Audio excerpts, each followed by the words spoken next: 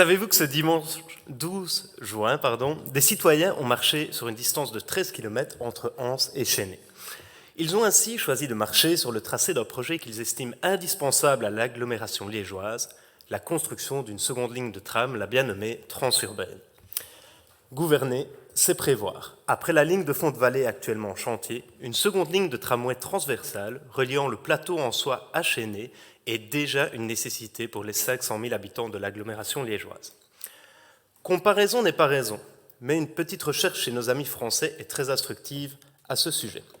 Angers, Besançon, Caen, Mulhouse, Reims, Rouen, Dijon, toutes ces villes et agglomérations de France sont moins peuplées que celles de Liège.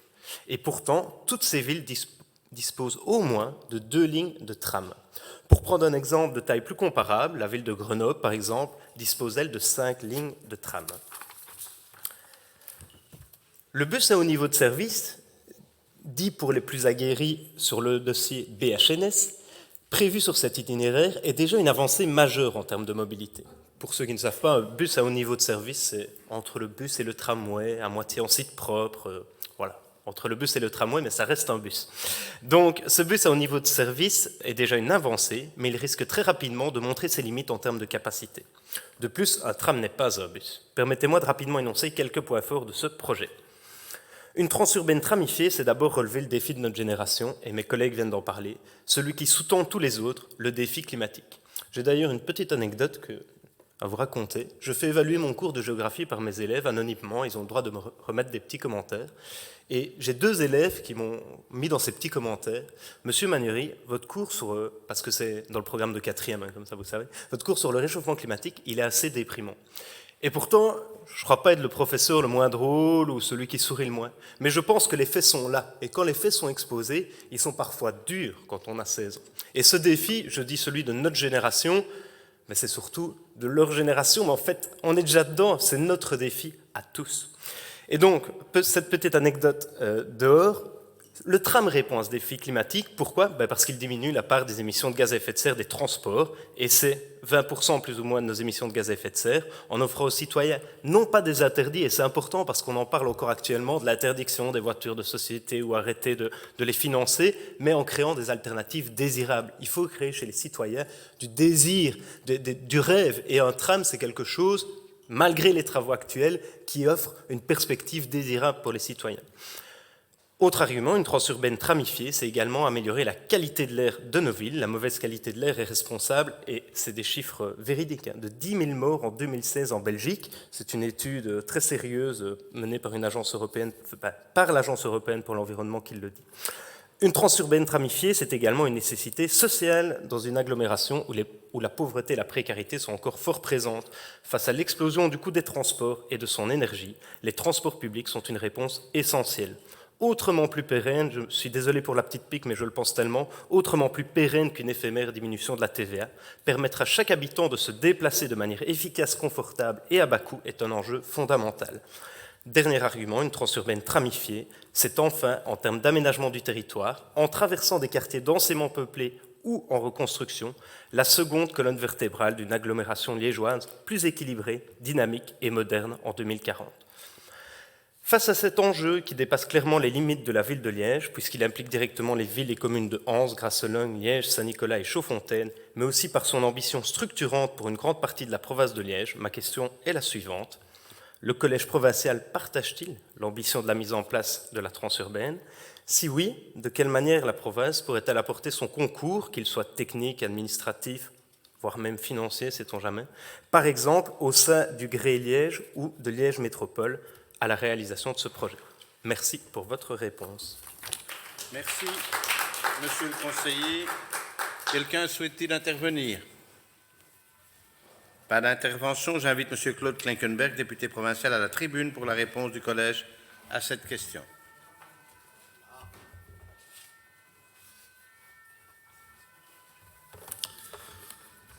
Monsieur le Président, chers collègues, Monsieur le Directeur général, j'ai déjà appris quelque chose cet après-midi. J'ignorais que j'étais professeur de géographie. Donc c'est déjà un élément important pour cet après-midi. C'est toujours agréable d'apprendre des choses au long de la journée. Monsieur le conseiller, Je vous remercie pour votre question, même si je dois reconnaître que je trouve sa formulation un peu étrange. Vous en doutiez. En effet, s'interroger sur un éventuel intérêt provincial pour un projet comme la transurbaine, cela équivaut tout simplement à se demander si la province de Liège est sensible aux défis climatiques et aux enjeux de mobilité, qui sont d'ailleurs intimement liés. À moins d'être de mauvaise foi, ce qui ne fait heureusement pas partie, je pense, de vos rares défauts, et peut-être que vous n'en avez pas, vous ne serez donc pas surpris d'apprendre que, bien évidemment, tout pouvoir public ne peut que se sentir concerné par un projet visant à améliorer la qualité et l'offre de transport public et contribuer ainsi à diminuer collectivement notre empreinte carbonique. Par ailleurs, en tant qu'employeur de plusieurs centaines, voire plusieurs milliers d'agents qui fréquentent quotidiennement la ville de Liège et sa périphérie, nous sommes bien sûr favorables à toute réflexion visant à faciliter la mobilité de nos collaborateurs qui rencontrent des difficultés quotidiennes pour accéder à leur lieu de travail.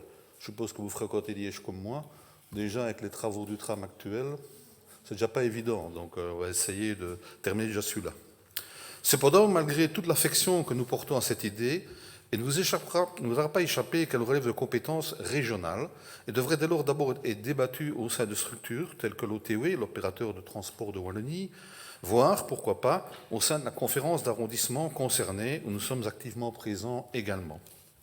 Aussi, plutôt que de se ménager des effets médiatiques sur la création de telle ou telle ligne, j'estime que nous devons prendre de la hauteur, à l'instar de l'excellent travail qui avait été mené dans le cadre du schéma de développement territorial pour privilégier une offre de transport public structurante et une réflexion de fond pour améliorer le service sur l'ensemble du territoire rural, urbain et périurbain, en mettant en connexion l'ensemble des moyens de transport. Monsieur le conseiller, je tiens à être très clair. Si je suis occupé à renvoyer votre proposition singulière dans le cadre des autorités régionales, je tiens à rappeler fermement que la province de Liège prend déjà largement sa part face aux défis climatiques, et ce, au travers de multiples initiatives, notamment compilées dans le plan climat, mon collègue vient d'en parler, porté par André Denis, ainsi qu'une large part de ce plan s'attaque à la réduction de l'empreinte environnementale de notre action, ainsi que celle de nos collaborateurs. En toute logique, cette dynamique passe par une préférence donnée à la mobilité durable et à toute pratique éco-responsable de celle-ci. Vous citez les quelques exemples: le covoiturage, ces parkings des covoiturages, la multimodalité, vélo, voiture électrique, partagée en allant de pair, le placement de bornes de rechargement. On se répète, pourtant on aura discuté ensemble des réponses du collège. L'incitation à l'usage des transports en commun via le remboursement des abonnements, des parkings de lestage ou encore une volonté accrue de réduire les déplacements superflus pour l'ensemble de nos agents. Dans cet esprit, la province de Liège est donc favorable à tout ce qui participe à l'amélioration d'une mobilité multimodale. La ligne de tram en construction, mais aussi les bus dits à haut niveau de service, font ainsi partie des projets qui vont venir faire écho aux nôtres, en particulier à l'égard de la mobilité des agents provinciaux, au vu des nombreuses infrastructures provinciales liégeoises présentées sur le parcours de ce futur tram. Avant de conclure, je m'en serais voulu de ne pas également évoquer des enjeux touristiques liés à la mobilité douce, puisque j'ai souhaité placer la découverte touristique de la ville sous un angle éco-responsable en misant sur le slow tourisme, et c'est au travers de deux projets majeurs que vous connaissez sûrement. D'une part, un soutien accru au tourisme fluvial, au travers de la navette permettant de relier tout le bassin liégeois du cœur historique jusqu'à Fragnier, soit un moyen de locomotion collectif, doux, pratique, durable et structurant. Et d'autre part, le développement futur du réseau en point nœud, reliant le centre-ville à la périphérie, déjà déployé actuellement sur près de 1600 km, l'objectif c'est d'atteindre les 2500, balisé au niveau du territoire provincial. Monsieur le conseiller provincial, vous l'aurez compris, la province de Liège, en se positionnant comme accompagnatrice d'une transition vers des modèles sociétaux et de consommation plus durables et responsables, est tout à fait prête à entendre, voire soutenir des pistes de solutions telles que le tram et les bus à haut niveau de service. Bien que ces projets, comme je l'ai dit, ne relèvent pas spécifiquement de nos compétences, au mieux, ils s'inscriront dans la complémentarité de nos actions déjà très efficaces en la matière. Pour conclure, tout ceci me rappelle une citation de l'auteur brésilien Paulo Coelho, qui disait « Les rêves donnent du travail. Dans le cas d'espèce, monsieur le conseiller, nous pouvons rêver au sein de cette assemblée d'une magnifique transurbaine, mais ne privons pas la région wallonne et son ministre écolo de la mobilité, du travail qui lui échoit dans ce dossier. Nous pouvons et nous serons toujours à vos côtés pour de telles initiatives. D'autant plus, comme le disait Henri Janson, le travail est un trésor. Ce à quoi il a ajouté, le travail des autres, cela va de soi aussi. Merci pour votre attention. Inutile de noter, vous allez recevoir dans la minute qui suit mon intervention sur votre boîte mail. Merci, monsieur le député provincial. Une réaction?